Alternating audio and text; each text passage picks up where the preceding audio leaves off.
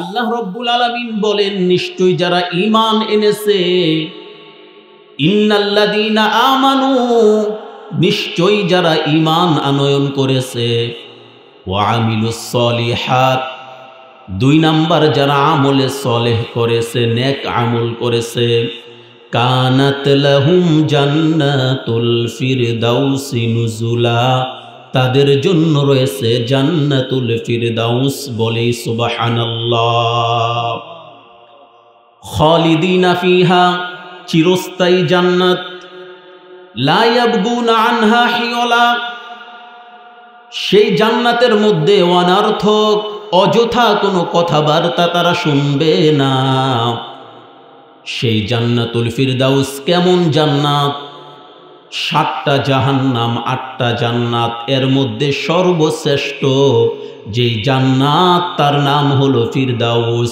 ওই জান্নাতুল ফিরদাউসের মালিক আল্লাহ ওই বান্দাকে বানাবে যার ভিতরে ঈমান আর আমলে সলেহ পাওয়া যাবে। বলেন সুবহানাল্লাহ। তাহলে ঈমানের মূল্য কি বুঝেছেন? ঈমানের কি মূল্য? সেই ঈমানকে পরিশুদ্ধ করতে হবে, পরিশুদ্ধ খাঁটি করতে হবে। আপনি দুধ বাজারে গেলেন দুধ কেনার জন্য, যাওয়ার পরে যদি শুনতে পান, জানতে পারেন দুধের মধ্যে 1 লিটার দুধের মধ্যে মাত্র কয়েকটা বালুর কণা পড়েছে, বালির কণা পড়েছে 1 লিটার দুধে। আপনি যদি জানেন যেই গৃহস্থ থেকে দুধ কিনতেছেন 2-3টা বালির রোয়া পড়েছে, আপনি যদি সুস্থ মানুষ হয়ে থাকেন ওই গৃহস্থর থেকে আপনি দুধ কিনবেন না। কিনবেন নাকি? কিনবেন না। আপনি চান কি ভাই? আপনি চান খাঁটি দুধ। বাজারে যাইয়া মধু সংগ্রহ করেন, যাইয়া দোকানে বলেন, ভাই মধু আছে? খাঁটি মধু আছে? দোকানদার বলে, হ আছে। খাঁটি মধুর একটু দাম বেশি আর 2 নাম্বারটার দাম কম। তাহলে দোকানে মধু কিনতে গেলে যদি খাঁটি মধুর চিন্তা করি, বাজারে দুধ কিনতে গেলে যদি খাঁটি দুধ নিয়ে চিন্তা করি, খাঁটি খাঁটি লাগবে, পিওর লাগবে, ভেজাল হলে চলবে না।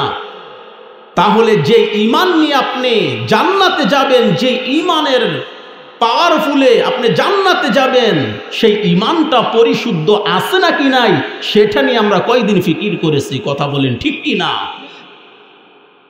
ঈমানকে খাঁটি করেন, ঈমানকে পিওর করেন, ঈমানের আলোয় আলোকিত হন। ঈমানের নূর দ্বারা, আলো দ্বারাই তো আপনি জান্নাতে যাবেন। সেই ঈমানগুলি মাঝে মাঝে ভেঙে যায়, ভেঙে যাওয়ার কাছাকাছি চলে যায়, তখন আপনার ফিরে আসতে হবে কোথায়? কোরআন এবং সহিহ সুন্নাহের দিকে, সুন্নাহের দিকে আপনার ফিরতে হবে। মাঝে মাঝে বিভিন্ন আঘাত আসবে, বিভিন্ন সমস্যা আসবে, আকীদার উপরে আসবে।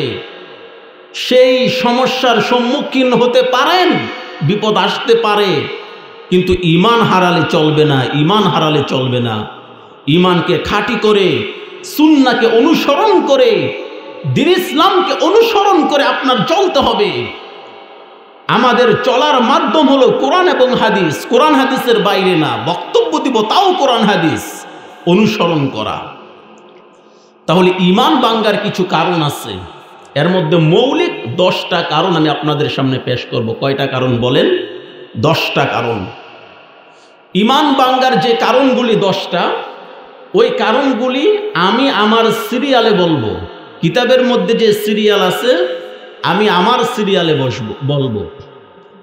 যেমন ঈমান ভাঙ্গার একটা কারণ হলো আল্লাহর দ্বীন হতে মুখ ফিরিয়ে নেওয়া। বলেন কি? বলেন তো। আল্লাহর দ্বীন থেকে, ইসলাম থেকে নিজেকে বিরত রেখে আরেক জিনিসকে অনুসরণ করা। আল্লাহর দ্বীন থেকে মুখ ফিরালেই আপনার ঈমান চলে যাবে। 2 নাম্বার, ইসলাম ছাড়া অন্য কোনো জীবন ব্যবস্থাকে উত্তম মনে করা। একমাত্র উত্তম জীবন ব্যবস্থা হলো ইসলাম। এটা ছাড়া যদি কেউ মনে করে যে ইসলাম ছাড়া অন্য কোনো জীবন ব্যবস্থাই ভালো, উত্তম, তাহলে ওই বান্দার ঈমান নাই, সেও ঈমান হারা হয়ে যাবে। ঈমান ভাঙ্গার আরেকটি কারণ হলো কাউকে আল্লাহর ভালোবাসার মতো ভালোবাসা। ঈমান ভাঙ্গার আরেকটি কারণ হলো জাদু তন্ত্র মন্ত্রকে বিশ্বাস করা। ঈমান ভাঙ্গার আরেকটি কারণ হলো মুহাম্মদ সাল্লাল্লাহু আলাইহি ওয়াসাল্লাম আল্লাহর যে বিধান নিয়ে এসেছেন সেটাকে না মেনে আরেকজনকে অনুসরণ করা। ঈমান ভাঙ্গার কারণ আরেকটি হলো আল্লাহ এবং বান্দার মাঝে কোনো মাধ্যম তৈরি করে ফেলা। ঈমান ভাঙ্গার আরেকটি কারণ হলো আল্লাহর সাথে শিরিক করা, শরীক বানানো।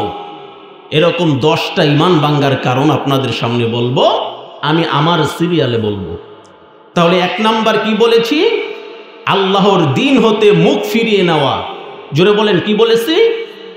আল্লাহর দিন হতে মুখ ফিরিয়ে নেওয়া।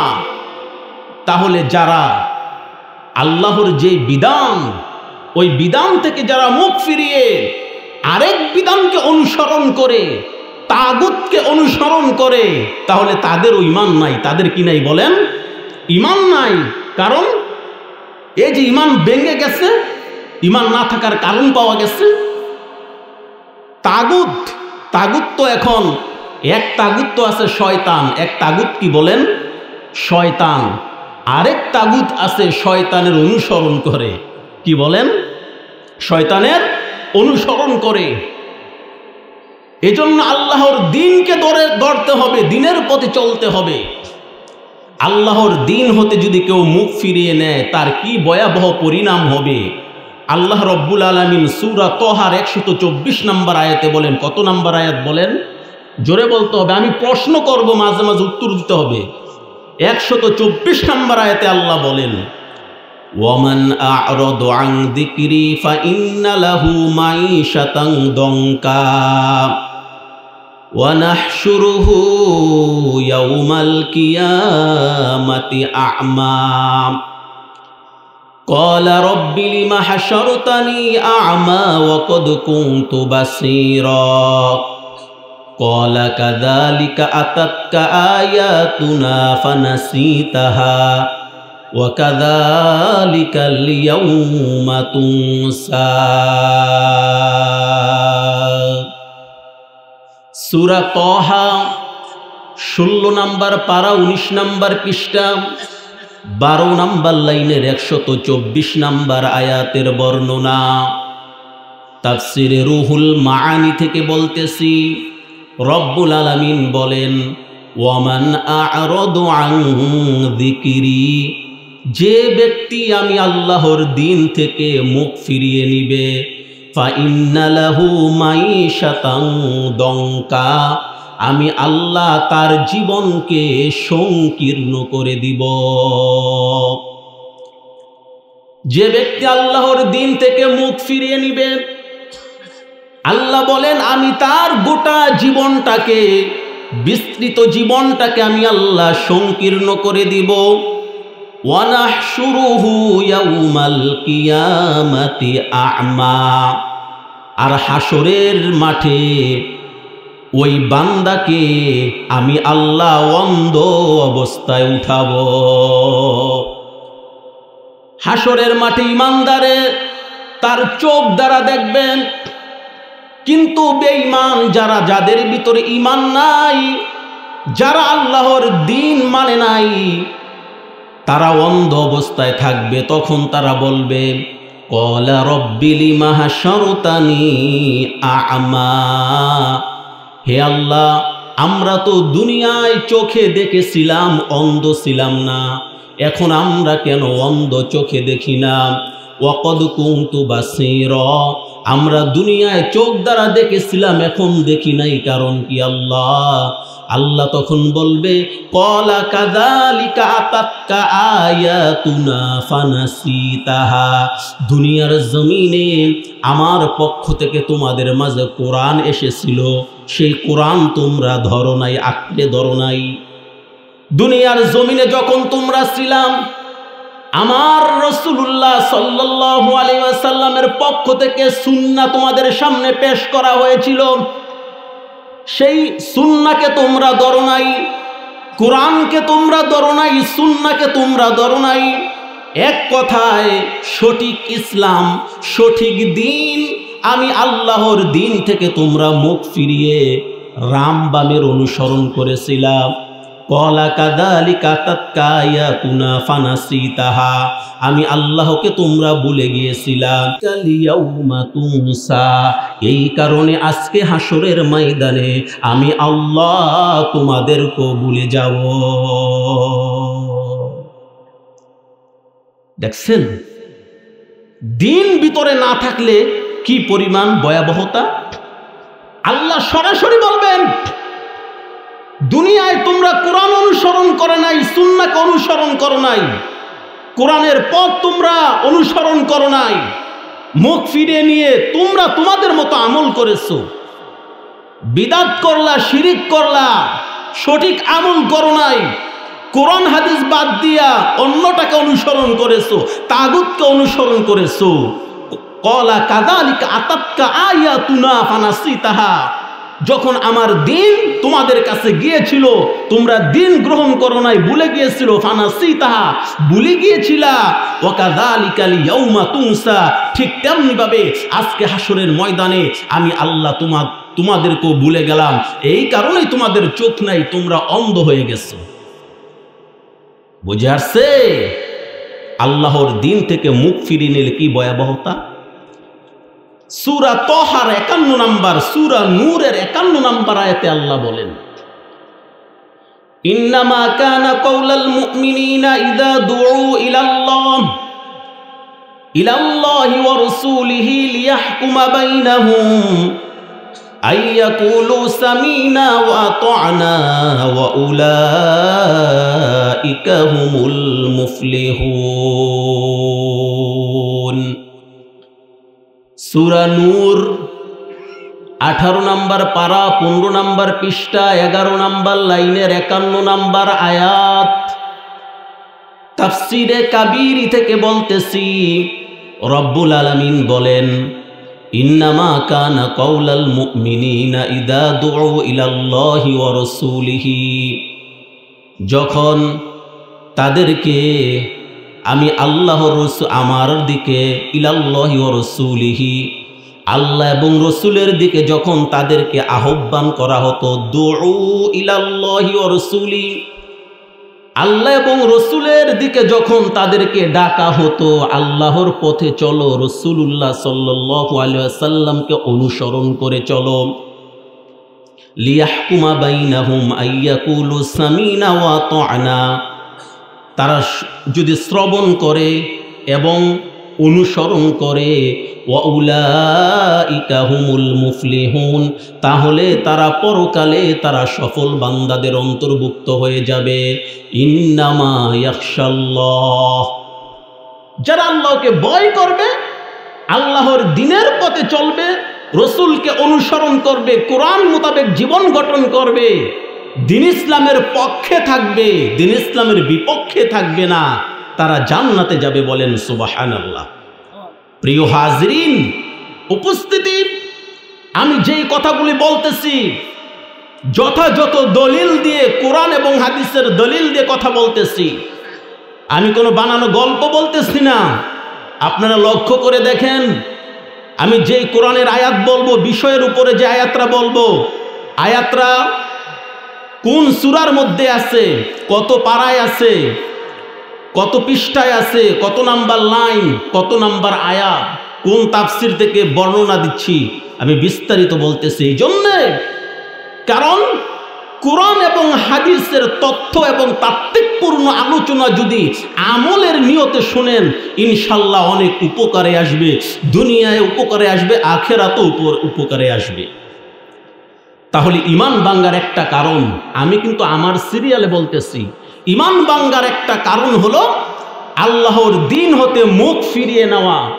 এ ব্যাপারে সূরা তাহার 124 নম্বর আয়াত দ্বারা দলিল দিয়েছি এবং সূরা নূরের 51 নম্বর আয়াত দ্বারা দলিল দিয়েছি।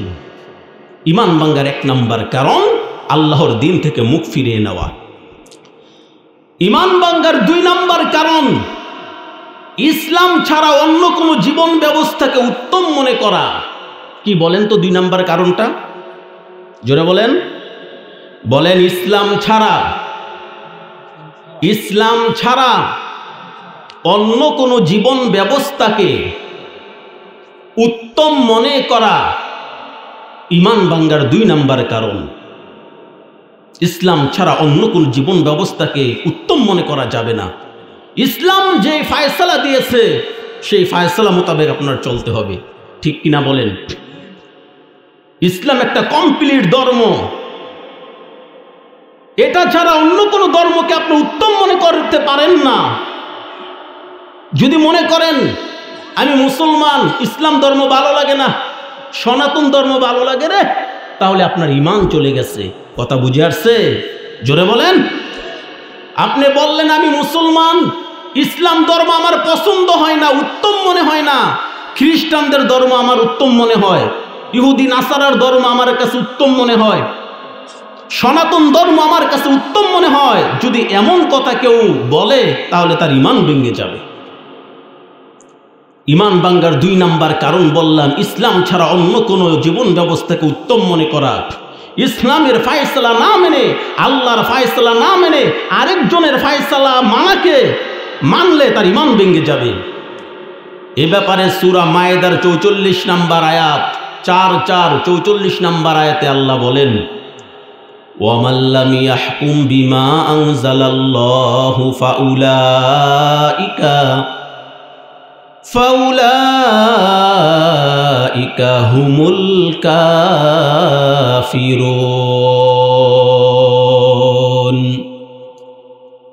সূরা মায়েদা 6 নাম্বার পারা 14 নাম্বার পৃষ্ঠা 10 নাম্বার লাইনের 44 নাম্বার আয়াত। তাফসিরে উসমানী থেকে বলতেছি, রব্বুল আলামিন বলেন, ওয়ামান লাম ইয়াহকুম বিমা আনজালাল্লাহ, যারা আল্লাহর পক্ষ থেকে যে কোরআন নাজিল হয়েছে, অর্থাৎ আল্লাহর হুকুম যারা মানে না, আল্লাহর কোরআন দ্বারা যারা ফায়সালা করে না, ফাউলাইকা হুমুল কাফিরুন, এরাই হলো কাফের, তারাই হলো বেঈমান। তাদের ঈমান নাই। হুকুম চলবে আল্লাহর জমিনে, আল্লাহর। কার বলেন? আল্লাহর। এই জমিনে আল্লাহর হুকুম ছাড়া কারো হুকুম চলবে না। ইসলাম ধর্মের ফায়সালা মোতাবেক আমরা মুসলমান, আমাদের চলতে হবে। ইসলাম বলেছে চুরি করলে হাত কেটে দাও, হাত কাটতে হবে। ইসলাম বলেছে জিনা করলে 100 বেতেরাঘাত দাও, দিতে হবে। দেশান্তর করে দাও, দেশান্তর করে দিতে হবে। যদিও আমাদের প্রশাসনিকভাবে এগুলো হয় না, এতে করে আমাদের ঈমান যাবে না। কারণ আমরা তো আর সংসদে বসি না, কথা বলেন ঠিক কিনা? আমরা কি আর রাষ্ট্রের প্রশাসন বানাই? আমরা তো সাধারণ নাগরিক। এজন্য এ ব্যাপারে আমাদের জবাব দিতে হবে না, আমাদের কোনো কৈফিয়ত দিতে হবে না। আমাদের আকিদা এমন হতে হবে, ইসলাম ছাড়া অন্য কোনো জীবন ব্যবস্থাকে উত্তম মনে করা কখনই যাবে না। দলিল সূরা মায়েদা 6 নাম্বার পারা 14 নাম্বার পৃষ্ঠা 10 নাম্বার লাইনের 44 নাম্বার আয়াত। এবার আসুন ঈমান ভাঙ্গার 3 নাম্বার কারণ জানি। ঈমান ভাঙ্গার 3 নাম্বার কারণ হলো আল্লাহকে ভালোবাসার মতো আরেকজনকে হুবহু ভালোবাসা। কথা বুঝে আসছে? আল্লাহকে ভালোবাসার মতো অন্য আরেকজনকে হুবহু ভালোবাসা ঈমান ভঙ্গের কারণ। আল্লাহর প্রতি যেই আকীদা, যে বিশ্বাস, আরেকজনকে ঠিক ওই রকম ভাবে বিশ্বাস করা ঈমান ভাঙ্গার কারণ। আপনি আল্লাহকে যে রকম ভালোবাসেন, আপনি যদি মনে করেন আল্লাহ যেটা করতে পারে অমুক সেটাও করতে পারে, আল্লাহ বৃষ্টি দিতে পারে এই জন্য আল্লাহকে ভালোবাসি, আবার উনিও বৃষ্টি দিতে পারে এই জন্য ওনাকে ভালোবাসি, এমনটা বলল ঈমান ভেঙে যাবে। সূরা বাকারার 165 নাম্বার আয়াত। কত নাম্বার আয়াত বলেন? জোরে বলেন, কত নাম্বার আয়াত? 165। আল্লাহ বলেন, ওয়ামিনান নাসি মান ইয়াত্তাখিযু মিন দুনিল্লাহি আনদাদান ইউহিব্বুনাহুম কাহুব্বিল্লাহ।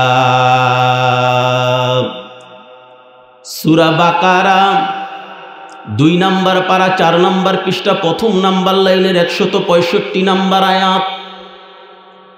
তাফসিরে মাজহারি থেকে বলতেছি, রব্বুল আলামিন বলেন, ওয়ামিনান নাসি মান ইয়াত্তাখিযু মিন দুনিল্লাহ, মানুষের মধ্য হতে কিছু মানুষ এমন আছে, মিন দুনিল্লাহ, আল্লাহ ছাড়া আরেকজনকে এই পরিমাণ ভালোবাসে, ইউহিব্বুনাহুম কাহুব্বিল্লাহ, যেই রকম আল্লাহকেও ভালোবাসে এই রকম আরেকজনকেও ওই পরিমাণ ভালোবাসে। এমন আকীদা, এমন বিশ্বাস যাদের মধ্যে পাওয়া যাবে তাদের ঈমান ভেঙে যাবে। আসমান সৃষ্টি করেছেন কে বলেন তো? জোরে বলেন। আল্লাহ আসমান সৃষ্টি করেছেন, এই জন্য আমি আল্লাহকে ভালোবাসি। আল্লাহ জমিন সৃষ্টি করেছেন, এই জন্য আমি আল্লাহকে ভালোবাসি। কিন্তু আরেকজনও আসমান বানাইতে পারে, জমিন বানাইতে পারে, তাকে ভালোবাসি। এমন যাদের আকীদা তাদের ঈমান ভেঙে যাবে। গেল 3 নাম্বার কারণ। কয় নাম্বার কারণ? 3-এর পরে কত? জোরে বলেন, আর একটু জোরে। 4। ঈমান ভাঙার 4 নাম্বার কারণ হলো মুহাম্মদ সাল্লাল্লাহু আলাইহি ওয়াসাল্লামের আনিত জীবন ব্যবস্থার কোনো একটা বিষয়কে অপছন্দ করা। কি বলেন? মুহাম্মদ সাল্লাল্লাহু আলাইহি ওয়াসাল্লামের, বলেন জোরে জোরে বলেন। কথাও বলে না ভাই, কষ্ট তো আমার হয়, আপনারা মাঝে মাঝে একটু সহযোগিতা করবেন না? করবেন তো। শীতের দিন শীতের চাদর গায়ে দিয়ে ঘুমাইলে তো বয়ান বুঝবেন না, এলোমেলো লাগবে। এই জন্য মাঝে মাঝে বয়ানে প্রশ্ন করা, খুতবা যিনি দিবেন উনি মাঝে মাঝে শ্রোতাদেরকে প্রশ্ন করা, এটাও একটা সুন্নত। এটা কি বলেন? সুন্নত। খুতবা দেওয়া অবস্থায় মাঝে মাঝে শ্রোতাদেরকে প্রশ্ন করতে হবে, শ্রোতাদের মনোযোগ আকর্ষণ করার জন্য। সুন্নত। ঈমান ভাঙার 4 নাম্বার কারণ, আমার সাথে বলেন, ঈমান ভাঙার 4 নাম্বার কারণ মুহাম্মদ সাল্লাল্লাহু আলাইহি ওয়াসাল্লামের আনিত জীবন ব্যবস্থার কোনো একটি বিষয়কে অপছন্দ করা। অপছন্দ করা যাবে না, তাহলে ঈমান থাকবে না। যেমন আকীদার বিষয় তো সাবজেক্ট নেই, প্রাসঙ্গিক আকীদার বিষয় বলি। যেমন আপনি হাত বাঁধবেন, হাদিস আছে আপনি বুকও হাত বাঁধতে পারেন, স্বাভাবিকভাবে হাত বাঁধতে পারেন। এখন আমরা যারা সালাফি, আমরা এটা মনে করলে হবে না যে আমরা বুকে বাঁধতেছি উনাদেরটা হয় না, এমন বলা যাবে না, এমন অপছন্দ করা যাবে না ভাই। আপনার মাপকাঠি হবে, আপনার রুলস হবে, সেটা সহিহ হাদিসে আছে কিনা, ঠিক কিনা বলেন? জোরে বলেন। সহিহ হাদিসের ভিতর আছে কিনা, যদি থাকে আপনি অনুসরণ করেন, যদি না থাকে আপনি সেটাকে ছেড়ে দেন, আমল করার দরকার নাই। আপনি ব্যক্তিকে অনুসরণ করার দরকার নাই, আপনি মুহাম্মদ সাল্লাল্লাহু আলাইহি সাল্লামের সুন্নাহকে অনুসরণ করেন। কথা বলেন ঠিক কিনা? এই জন্য মুহাম্মদ সাল্লাল্লাহু আলাইহি সাল্লামের আনিত জীবন ব্যবস্থার কোনো একটাকে আপনি অপছন্দ করতে পারবেন না। এ ব্যাপারে আল্লাহ রব্বুল আলামিন সূরা আলে ইমরানের 85 নম্বর আয়াতে বলেন। কত নম্বর আয়াত বলেন? সূরাটার নাম কি বললাম? আলে ইমরান। আল্লাহ বলেন, وَمَن يَبْتَغِ غَيْرَ الْإِسْلَامِ دِينًا فَلَن يُقْبَلَ مِنْهُ وَهُوَ فِي الْآخِرَةِ مِنَ الْخَاسِرِينَ।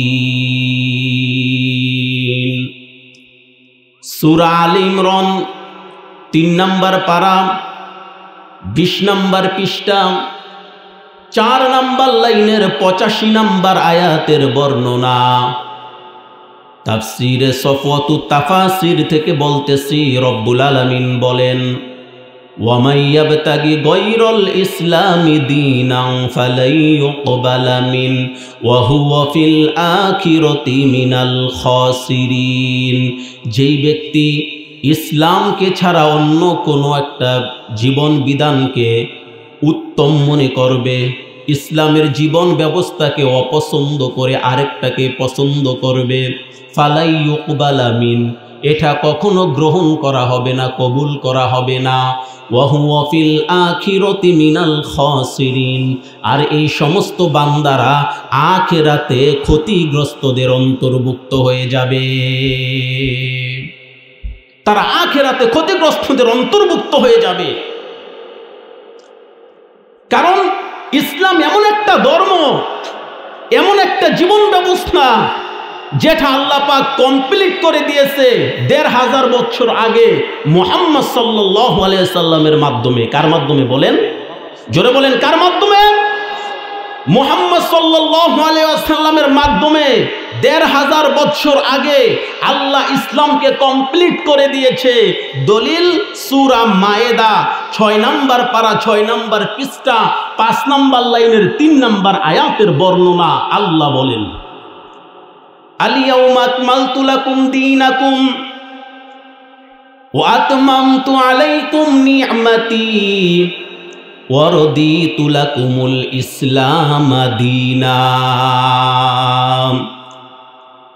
সূরা মায়েদা ৬ নম্বর পারা ৬ নম্বর পৃষ্ঠা ৫ নম্বর লাইনের ৩ নম্বর আয়াতের বর্ণনা। তাফসিরে জালালাইন থেকে বলতেছি, রব্বুল আলামিন বলেন, আল-ইয়াউমা আকমালতু লাকুম দীনাকুম,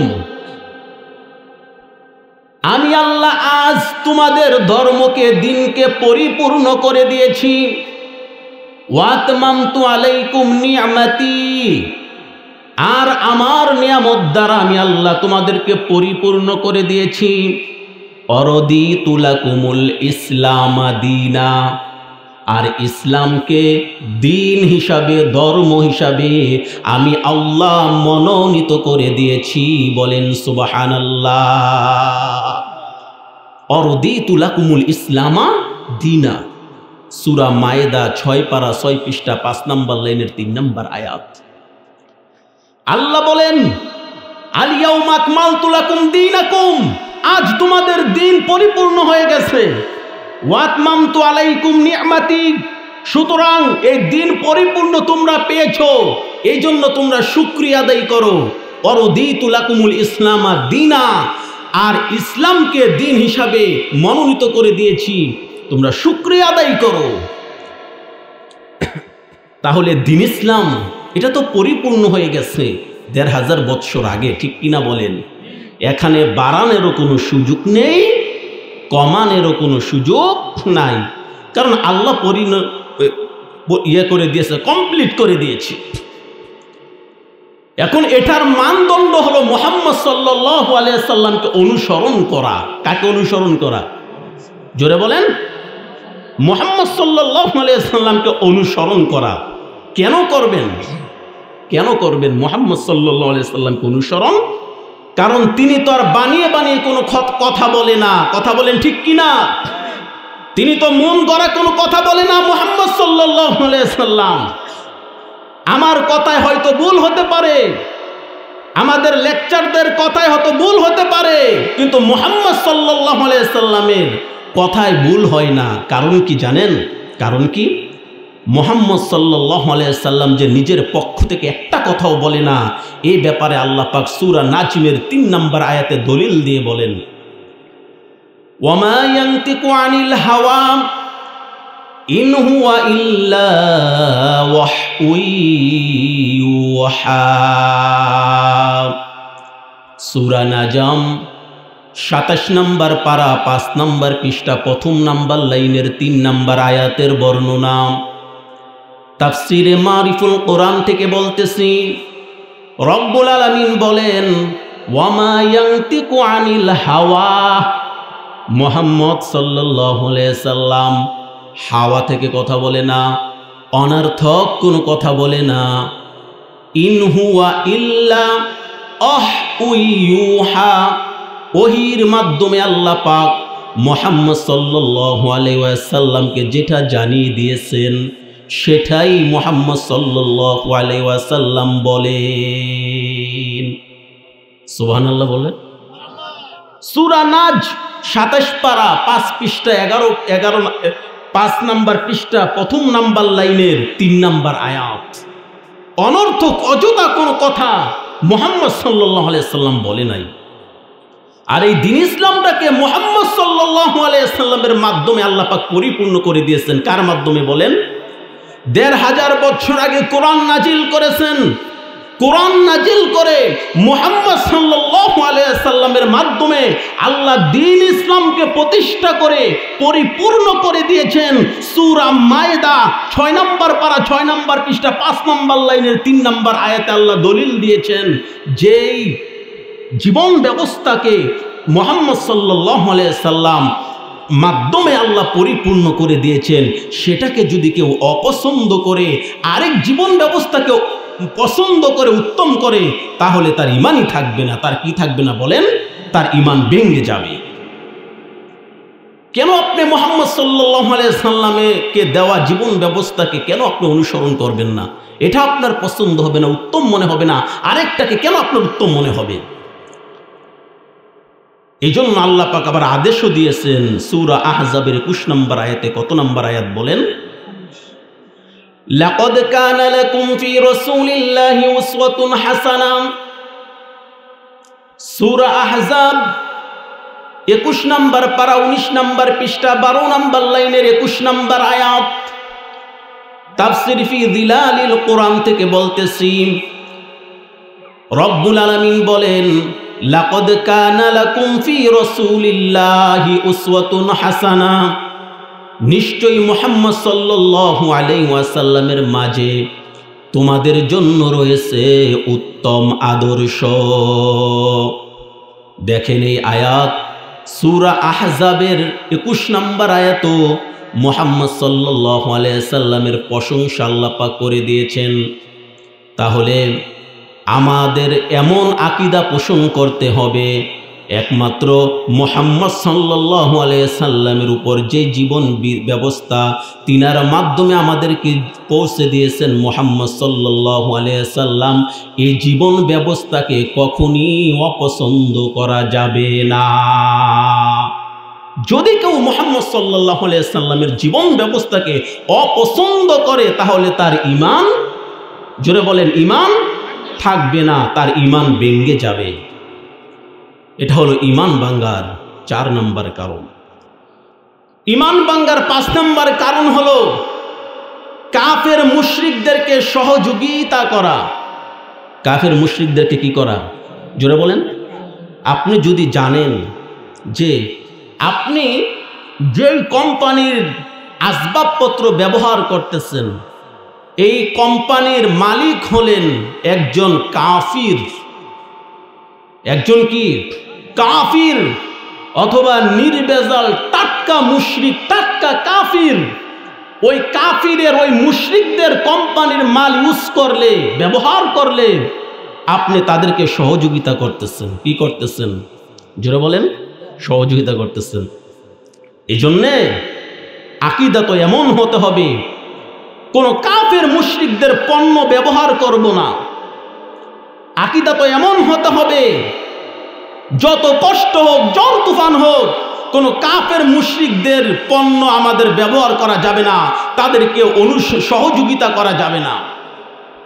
কারণ তাদের পণ্য আমরা ব্যবহার করি, তাদের কোম্পানির আসবাবপত্র আমরা ব্যবহার করি, এই লভ্যাংশ পেয়ে তারা ইসলামের সাথে দুশমনি করতেছে, ইসলামের উপর হামলা করতেছে, মুসলিমদের উপর নির্যাতন করতেছে। তাহলে তাদেরকে সহযোগিতা করা যাবে না। এ ব্যাপারে আল্লাহ পাক বলেন সূরা হুদের 113 নম্বর আয়াত। কত নম্বর আয়াত বলেন? 113 নম্বর আয়াত। আল্লাহ বলেন ওয়ালা তারকানু ইলাল্লাযীনা যালামু ফাতামাসসাকুমুন নার। সূরা হুদ 12 নম্বর পারা 13 নম্বর পৃষ্ঠা 8 নম্বর লাইনের 113 নম্বর আয়াতের বর্ণনা। তাফসীরে জালালাইন থেকে বলতেছি রব্বুল আলামিন বলেন ওয়ালা তারকানু ইলাল্লাযিনা যালামু আই ইলাল্লাযিনা কাফারু। এখানে জলামুর তাফসির হলো কাফারু, কাফির। আল্লাহ বলেন তোমরা কোনো কাফেরকে ওয়ালা তারকানু সহযোগিতা করো না। যদি কোনো কাফেরকে সহযোগিতা করো ফাতামাসসাকুমুন নার, তাহলে তোমাদেরকে জাহান্নামের আগুন স্পর্শ করবে, অর্থাৎ তোমাদের ঈমান থাকবে না, বেঈমান হইয়া যাইবা, বেঈমান হয়ে যাইবা। তাহলে প্রিয় হাজরিন, ঈমান ভাঙ্গার 5 নাম্বার মৌলিক কারণ হলো কাফের মুশরিকদেরকে সহযোগিতা না করা। সহযোগিতা করলে কি ভেঙে যাবে বলেন? ঈমান ভেঙে যাবে। প্রিয় হাজরিন, আমার সাবজেক্ট ছিল ঈমান ভঙ্গের কারণ, ঈমান ভঙ্গের মৌলিক 10টি কারণ। এর মধ্য থেকে 5টি কারণ আপনাদের সামনে বলেছি, আর বাকি 5টি কারণ একেবারে সংক্ষিপ্তভাবে এশার সালাতের পরে আপনাদের সামনে বলবো, একদম সংক্ষিপ্তভাবে। বাকি 5টা ঈমান ভঙ্গের কারণ এশারের সালাতের পর বলবো ইনশাআল্লাহ। ঈমান ভঙ্গের 6 নাম্বার কারণ হলো জাদু মন্ত্র বিশ্বাস করা। কি বিশ্বাস করা বলেন? জাদু মন্ত্র যারা বিশ্বাস করবে তাদের ঈমান ঈমান নেই, ঈমান ভেঙে যাবে। এ ব্যাপারে সূরা তহার 66 নাম্বার আয়াতে আল্লাহ বলেন, কত নাম্বার আয়াত বলেন? 66 নাম্বার আয়াতে আল্লাহ বলেন ফাইদা হিবালুহুম ওয়া ইসিয়ুহুম ইউখায়্যালু ইলাইহি মিন সিহরিহিম আন্নাহা তাসআ। সূরা তহা 16 নাম্বার পারা 15 নাম্বার পৃষ্ঠা 1ম নাম্বার লাইনের 66 নাম্বার আয়াত। তাফসীর ইবনে আব্বাসের বর্ণনা। এই আয়াতের মধ্যে মূসা নবী এবং ফিরআউনের যে দলবল জাদু করার কথা, এর দৃষ্টান্ত আল্লাহ পাক এই সূরা তহার আয়াতে তুলে ধরেছেন। তাই মূসা নবীকে জাদু করেছিল। এখনো যারা জাদু মন্ত্র করে, তন্ত্র করে, হারাম কাজ করে, আর এই জাতীয় কাজ যারা করে, যারা জাদু টোনা করে, তাদের একজনেরও ঈমান নাই, তাদের ঈমান ভেঙে গেছে। তাহলে ঈমান ভাঙ্গার 6 নাম্বার কারণ কি জানলাম বলেন? আর একটু জোরে বলেন কি? জাদু মন্ত্র বিশ্বাস করলে ঈমান থাকবে না।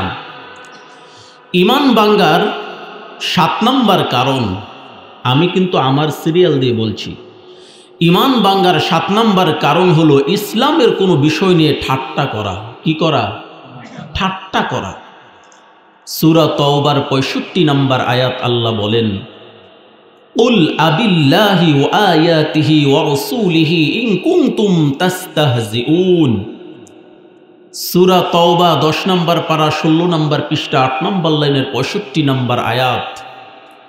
এই আয়াতে আল্লাহ রব্বুল আলামিন বলেন, হে পৃথিবীর মানুষ, কুল আবিল্লাহি ওয়া আয়াতিহি, মুহাম্মদ সাল্লাল্লাহু আলাইহি সাল্লাম আপনি পৃথিবীর মানুষদেরকে জানিয়ে দেন যারা আমি আল্লাহর আয়াত নিয়ে ঠাট্টা করে, রাসূলিহি রাসূলুল্লাহ সাল্লাল্লাহু আলাইহি সাল্লাম কিনে যারা ঠাট্টা করে, ইন কুনতুম তাস্তাহজিউন, তাদেরকে আপনি জানিয়ে দেন তারা যেন ঠাট্টা না করে। আর যারা ঠাট্টা করবে তাদের ঈমান থাকবে না। তাদের কি থাকবে না বলেন? তাহলে ঈমান ভাঙ্গার 7 নাম্বার কারণ জানলাম, ইসলামের কোনো বিষয় নিয়ে ঠাট্টা করলে ঈমান ভেঙে যাবে। ঈমান ভাঙ্গার 8 নাম্বার কারণ, কাফেরদেরকে কাফের মনে না করা।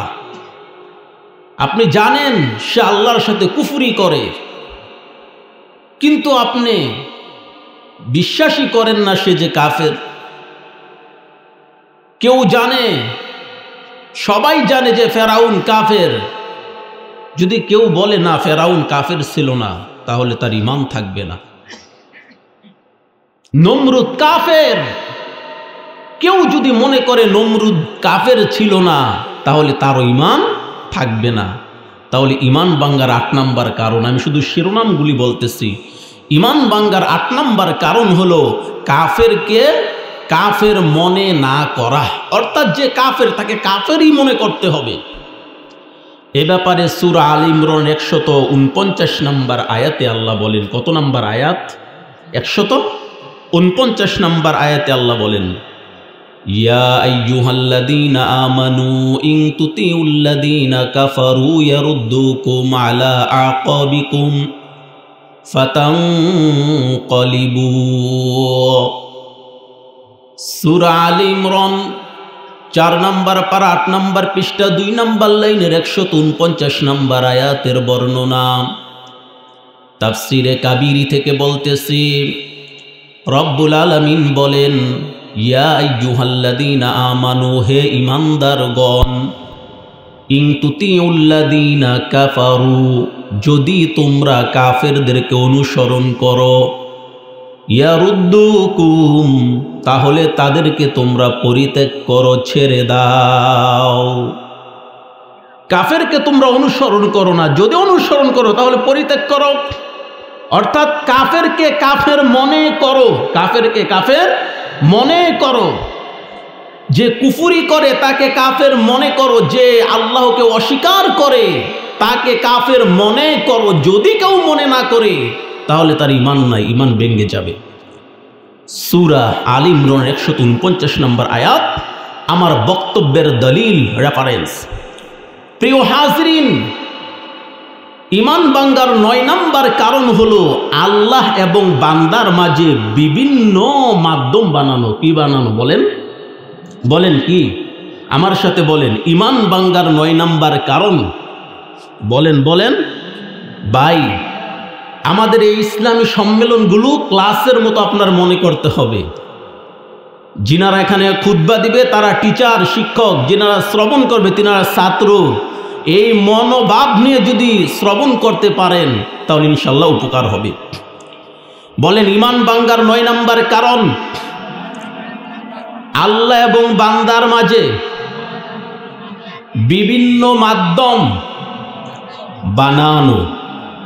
এ ব্যাপারে আল্লাহ তাআলা সূরা জুমারের 3 নম্বর আয়াতে বলেন, কত নম্বর আয়াত বলেন?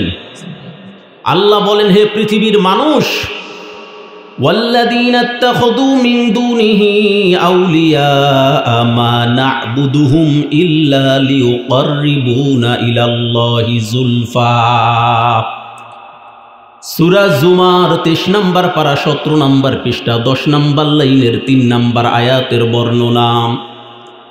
তাফসীরে রুহুল বায়ান থেকে বলতেছি, রব্বুল আলামিন বলেন, ওয়াল্লাযীনা ইত্তাখাযু মিন দুনিহি আউলিয়া, যারা আল্লাহ ছাড়া আরেকজনকে অভিভাবক হিসাবে মেনে নেয়, মা না'বুদুহুম ইল্লা লিয়ুকাররিবুনা, এবং অন্যজনকে মাধ্যম বানায়।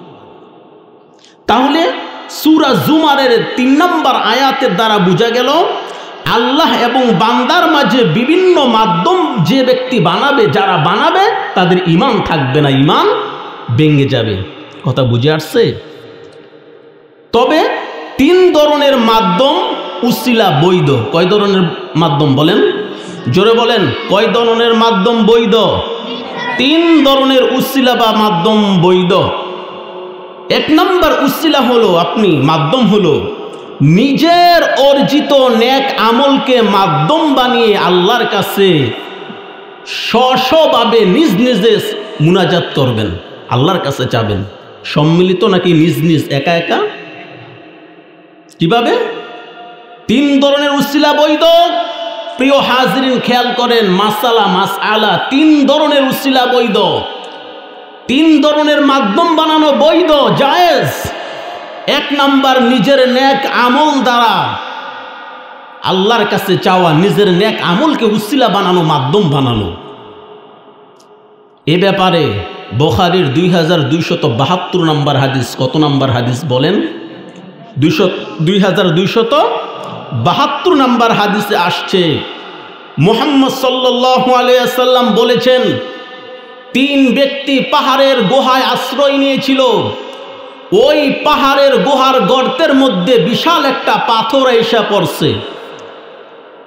যেই দরজা দিয়ে গুহার যে মুখ দিয়ে ঢুকছে, ওই গুহার মুখের মধ্যে গড়াইতে গড়াইতে বিশাল একটা পাথর সামনে পড়ছে।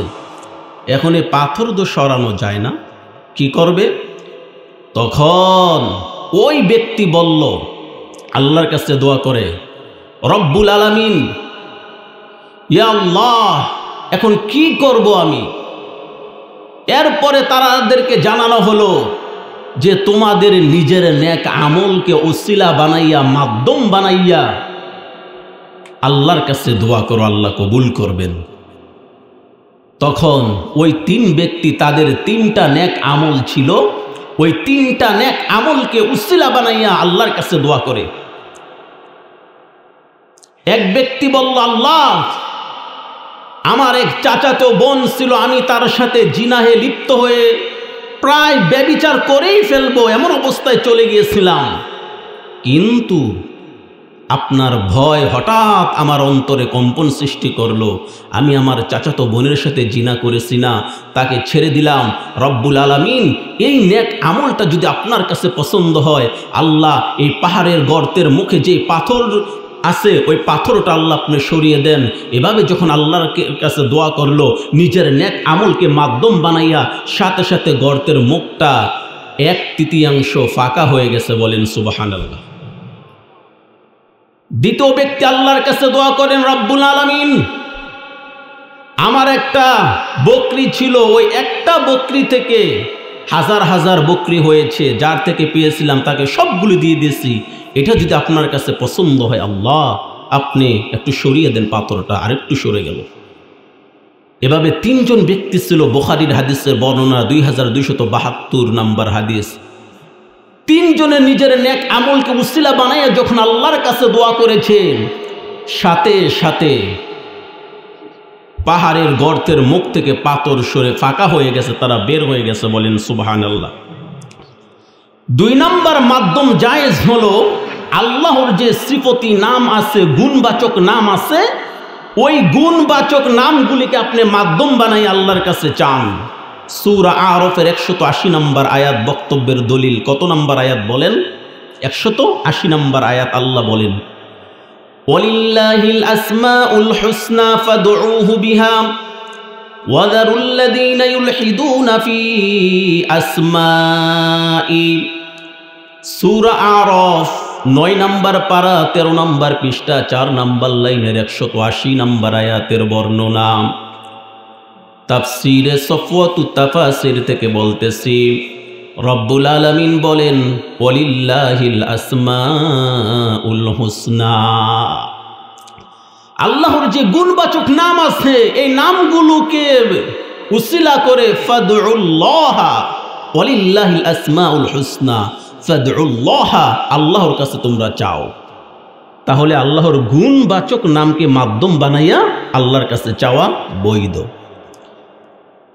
3 নম্বর, তাকওয়াশীল জীবিত ব্যক্তিকে মাধ্যম বানাইয়া, যেরকম ইবনে আব্বাস রাদিয়াল্লাহু আনহু, সহিহ বুখারীর বর্ণনা, তিনি মুহাম্মদ সাল্লাল্লাহু আলাইহি ওয়াসাল্লামকে মাধ্যম বানাইয়া বৃষ্টি প্রার্থনার দোয়া করেছিল, সলাতুল ইস্তিসকার নামাজ পড়ে দোয়া করেছিল। তাহলে আল্লাহ এবং বান্দার মাঝে বিভিন্ন মাধ্যম যারা বানাবে তাদের ঈমান থাকবে না। তবে 3 শ্রেণীর মাধ্যম বানানো বৈধ।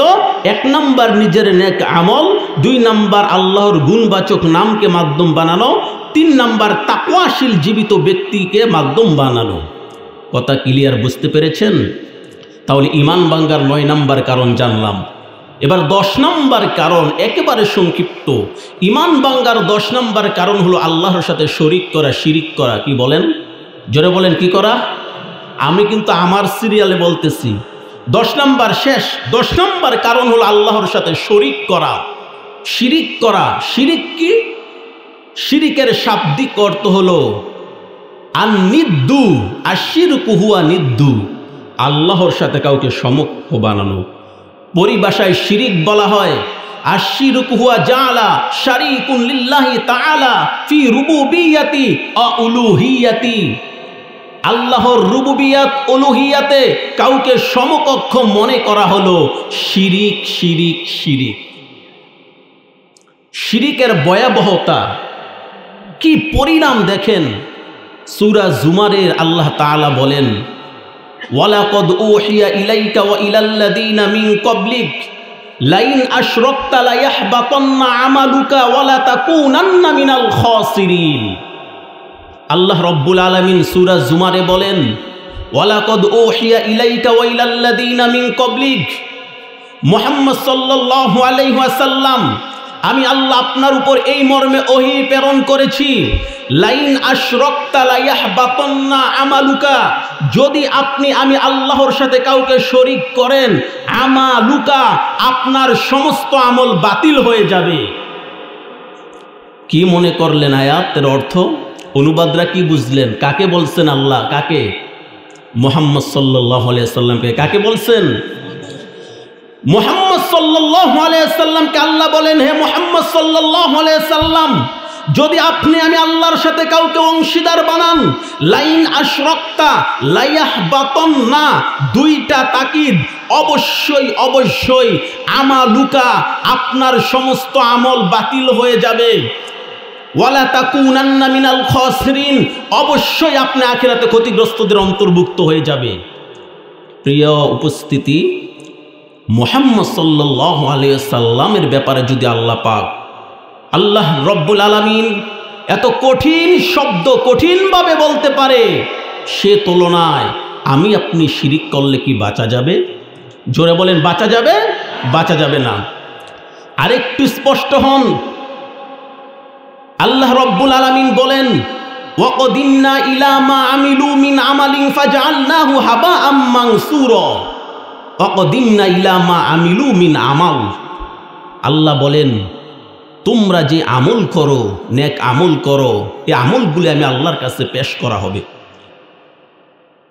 ওয়াকদিমনা ইলা মা আমিলু মিন আমালিন ফাজআলনাহু হাবাআম মানসুরা, অতঃপর সেই আমলগুলিকে আমি আল্লাহ ধুলাই দুসরিত করে এই আমলগুলিকে আমি আল্লাহ বাতিল করে দিব। তাহলে সেই আমল কি জানেন? বেদাতযুক্ত আমল আর শিরিকের আকীদা। তাহলে শিরিকের ভয়াবহতা দেখেন কি রকম।